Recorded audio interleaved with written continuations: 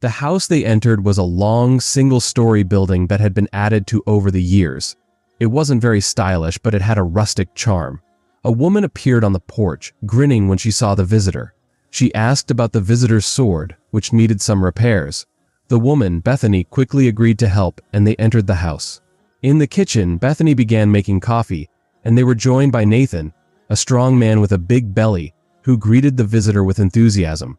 He was happy to meet a new person who shared the same path. After some small talk, the visitor mentioned needing a set of claws, and the man agreed to help with that. They discussed what the claws should look like, and Nathan began measuring the visitor's hand to make sure they would fit perfectly. They also talked about a new sword, and Nathan suggested checking if they had anything that would work. Soon, an older man appeared and asked about the coffee smell. He introduced himself as Bethany's father and asked the visitor his name. After some conversation, the older man led the visitor downstairs into a basement filled with weapons. The visitor looked at various swords, including a cavalry saber and other blades, before being shown a katana. The older man explained that it was a samurai sword and that it was very well made. The visitor liked it but was concerned about carrying such a large sword. Bethany helped the visitor get a better sword for his needs, one that was quick to draw and easy to handle. They also worked on his claws, which were designed to help him climb and fight effectively. The visitor practiced with the claws, learning how to climb a tree and use them in a fight. Later, the visitor had his sword fitted with a new hilt, and they worked together to complete the scabbard. After finishing, the group packed up, and the visitor was ready to continue his journey. The woman, who had been guiding him, mentioned it was time to head home, and they set off on the road once again.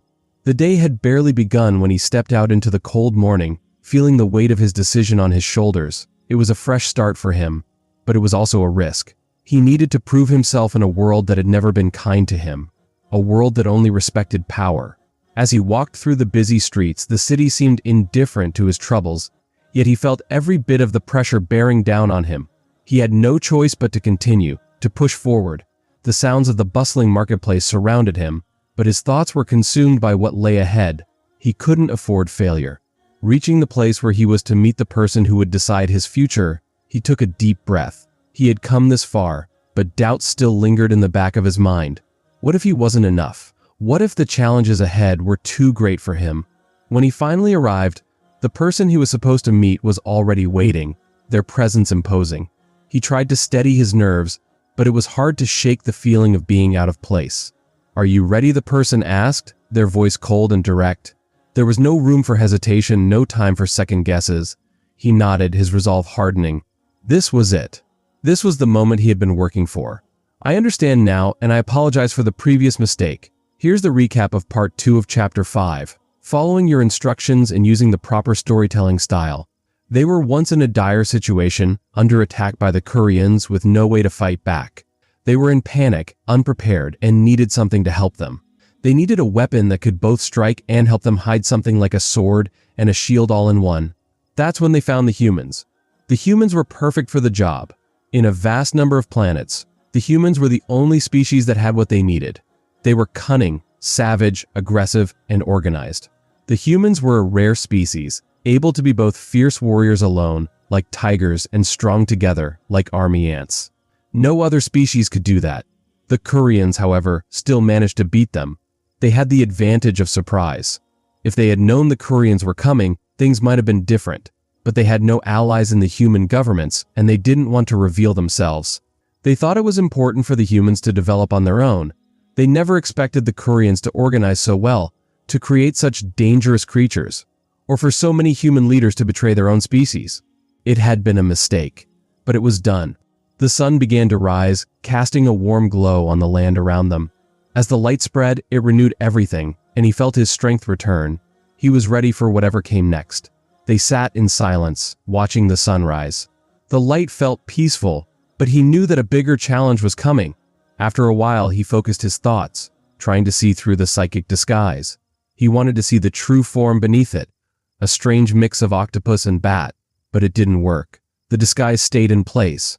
He was then told that he had proven himself as a wolf. He might not feel it yet, but he was respected. The wolves were known for their sharp senses, hearing, smell, speed, and endurance. But the cats were different. They relied on stealth, surprise, and daring. It was a harder life, and not everyone could adapt. He was reminded of how some had struggled, even taking their own lives after the change. He had seen it before, the difficulty of the transformation.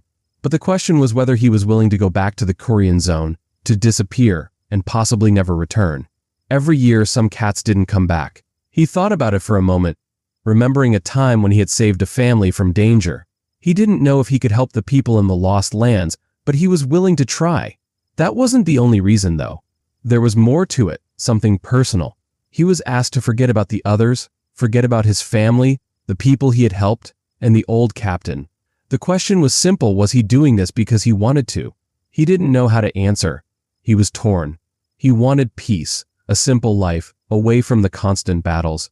But there was something inside him that kept him going.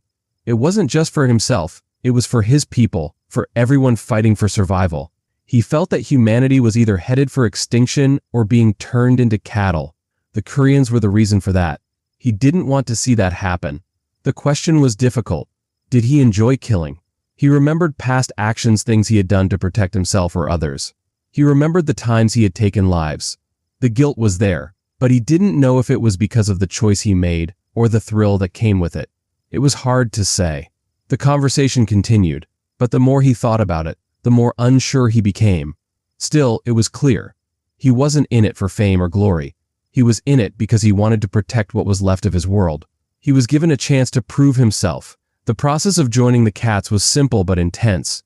He was led to a small room, stripped of his clothes, and prepared for what was to come. The life weaver, a mysterious figure, told him what would happen next. The transformation was difficult, and the process would test him. There were two key steps. First, he was to drink something that would change him, something that felt like water but held great power. Then, the blood bond would be shared with another. It was a strange ceremony, like a wedding, but without the joy. The pain and uncertainty of what was to come hung in the air. The change would take days, and it would not be easy. There was a risk that he might not survive the process. The blood shared would bond him to the cats, marking him for the rest of his life. He was warned that the first test would be how silently he could endure the change. If he could stay calm, if he could endure it without losing control, then he would be ready.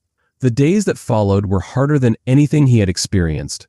He felt a burning need for action, his body restless with energy. The room spun, and he couldn't stop shaking. The pain was not physical, but the mental strain was overwhelming. He couldn't focus, couldn't think. The desire to break free from the room was strong. But it was only the beginning. As the days passed, the room felt less oppressive. The worst of it seemed to be over, but he wasn't sure. He pushed himself to stay calm, even as his body fought against him. It wasn't until the third day that he finally collapsed in exhaustion, unable to keep his eyes open. The transformation was complete. He had survived. The door opened, and he was free. But nothing would ever be the same again. The man stood in the center of the room, a sinking feeling in his chest as his mind raced through every possible outcome. He knew the odds weren't in his favor. It was like standing at the edge of a cliff, looking down into the unknown abyss. Every instinct inside him screamed to turn around, to find a way out, but he refused to listen. He wasn't going to back down now. He glanced around, scanning his surroundings. The dim light only made everything seem more ominous, and he could feel the weight of the silence pressing down on him.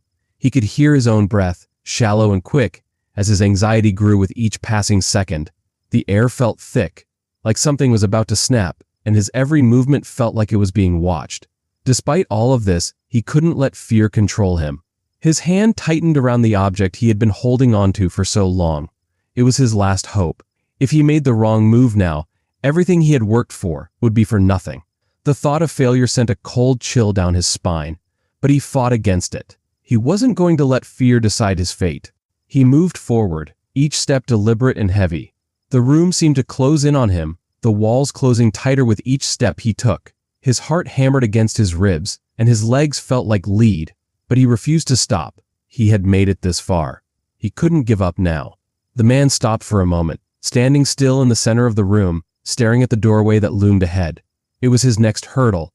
He knew that once he passed through that door, there would be no going back. The stakes were higher than ever before, and everything was riding on this one decision. He remembered the moments that had led him here, the sleepless nights, the sacrifices, the choices he had made. There had been so many close calls, so many moments where he could have turned back, but he hadn't. He had kept moving forward, one step at a time, And now, he was at the threshold. Taking another deep breath, he steeled himself. He had never been one to back down, and he wasn't about to start now. He glanced around once more, making sure everything was in place. The air seemed to crackle with tension, as if everything was waiting for him to make his move. With a quick glance at the door, he walked toward it. His hand reached out to grab the handle, and the moment his fingers touched it, something inside him clicked. He knew what he had to do. There was no more room for doubt, no more time for second guessing. He had made up his mind, and there was no turning back. The door creaked open, and he stepped through. He couldn't afford to hesitate now. He had taken the risk, and now it was time to see if it would pay off. Every fiber of his being screamed for him to turn around, to retreat.